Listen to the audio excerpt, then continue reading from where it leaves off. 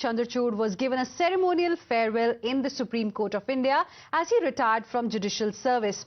In an online streaming of the ceremonial bench, and the lawyers addressed the outgoing CJI, and remembered his contribution to the judiciary.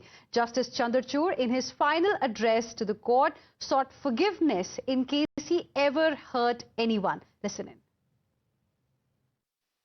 Last evening, when my Registrar Judicial asked me what time the ceremonial bench should be listed for, he said, "Sir, we'll list it at 2 o'clock.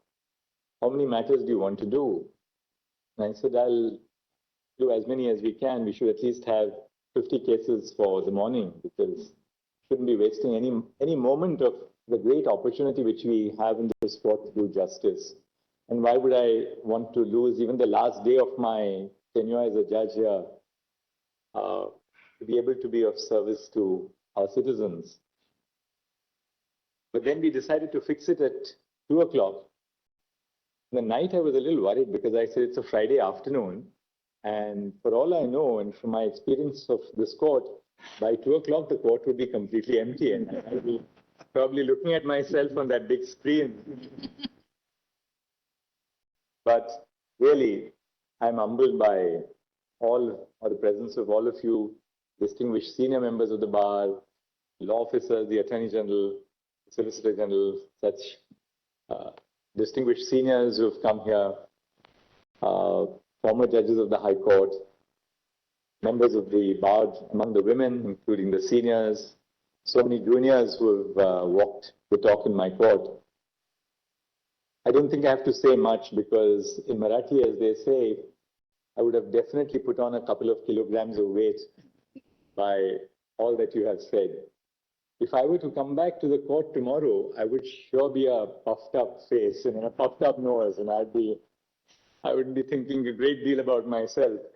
Now, even if I do, it doesn't matter, because I'm not going to be delivering justice tomorrow.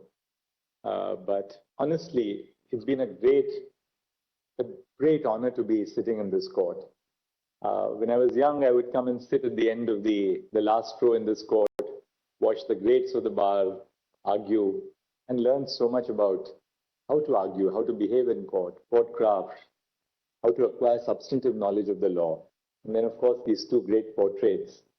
There was not a day in my life as a Chief Justice, and even before that, when I sat with Chief Justices in this court, and I didn't quickly glance at the two portraits in this court, just as we did in Mumbai when we glanced at the portrait of Chief Justice Mr. Chagla.